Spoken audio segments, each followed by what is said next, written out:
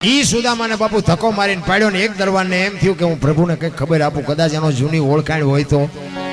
અને અષ્ટપટરાણી વચ્ચે કૃષ્ણ પરમાત્મા બેઠા હતા ને, અહીંયા આવી અને કીધું, પ્રભુ એક વિપ્ર તમને મળવા માંગે છે. કોણ છે? દુબળો દેહ છે, હાથમાં લાકડી છે, ઉઘાડા પગ છે, ધોતડી પહેરી છે, પોરબંદર થી આવું છું એમ કે છે, તમારા મિત્રનો દાવો કરે છે અને નામ સુદામો છે. એ સુદામો કીધો ને બાપુ હળી કાઢી હો. હાથેથી મોળિયા ઉડી ગયા, હાથમાંથી વાંસળી પડી ગઈ. અખિલ બ્રહ્માંડનો માલિક બાપુ અષ્ટપટરાણી વચ્ચેથી હળી કાઢી હો. બધા વિચાર કરે આવડો મોટો કોણ મહેમાન આવ્યો કે ભગવાન અષ્ટપટરાણી વચ્ચેથી ભાગ્યા. માથેથી મુગટ પડી ગયો, મોરપીસ પડી ગયો, હાથમાંથી વાંસળી પડી ગઈ. અને મા બાપુ નાના દીકરાને જેમ તેડી લે એમ કૃષ્ણ પરમાત્માએ સુદામાને તેડી લીધો. ભાઈ ચોથા આંસુ અખિલ બ્રહ્માંડનો માલિક બાપુ આંખમાંથી ડળક ડળક ડળક આહુડા મીડા પડો. અરે મારા બાપ સુદામા, તારી આ દશા. સુદામો કાંઈ બોલતો નથી અને તેડીને બાપુ આમ લઈ આવ્યા. હવે ઈ હોનાની દ્વારકા, એનો ઈ દ્વારકા હોનાની હોય બાપુ, એનું બેહવાનું સિંહાસન કેવું હોય. ઈ સિંહાસન માથે બાપુ કૃષ્ણ પરમાત્માએ સુદામાને બેહાડ્યા હો. અને સુદામાના વાઈઠા હોય લોહી ન નીકળે. આપણે વાડીએ પાદરા નાકા વાળતા વાળતા ગયા હોય ને કોકના ઘરે પછી સોફા સેટમાં બેહવાનું હોય તો આપણે કીડીઓ કેવી ચડે. સુદામાને એમ થયું કે આ બૈરાન ફૂગાણું નહીં, નાઈને મારું ફૂલેકું કાઢ્યું. કે ચૂપ થઈ ગયેલા હો બાપુ. આમ આમ એના તો અંદર બાપુ ગભરામણ થતી. હવે આમાંથી મારે છૂટવું કેમ? સુદામાના પગ પાયા બાપુ અખિલ બ્રહ્માંડનો માલિક હેઠે બેઠો અને સિંહાસન ઉપર બાપુ કૃષ્ણ પરમાત્માએ સુદામાને બેહાડ્યા.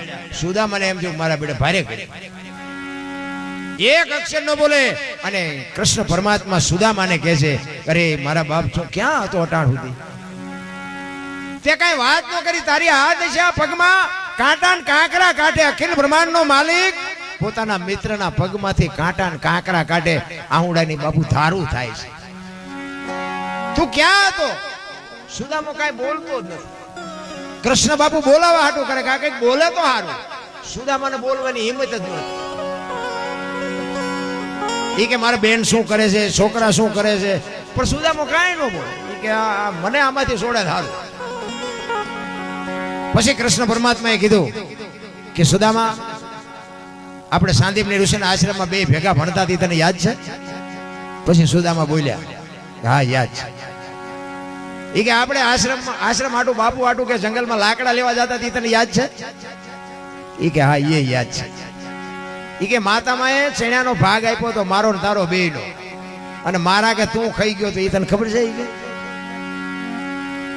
સુદામો કે હું કે આપણે કોકનું ખાઈ ગયા હોય અને પછી આપણને એમ કે ત્યાં મારા એટલા લઈ ગયો નું બૂસ માર્યું છે, આપણે શું જવાબ દઈએ? એ કે મારા ભાગના તું ખાઈ ગયો તને યાદ છે? સુદામો બોલ્યો નહીં, પણ આમાં માથું હલાવ્યું. એ કે ઈ તો લાય એમ કહીને બાપુ બગલમાં તાંદુળની પોટલી હતી ને ખેંચી હો. ઈ સુદામાને એવું હતું કે આ મારે કહેવું નથી, દેખાડવી નથી. પણ કૃષ્ણ પરમાત્મા તો બાપુ તન કી જાણે, મન કી જાણે, જાણે ચિત્ત કી ચોરી.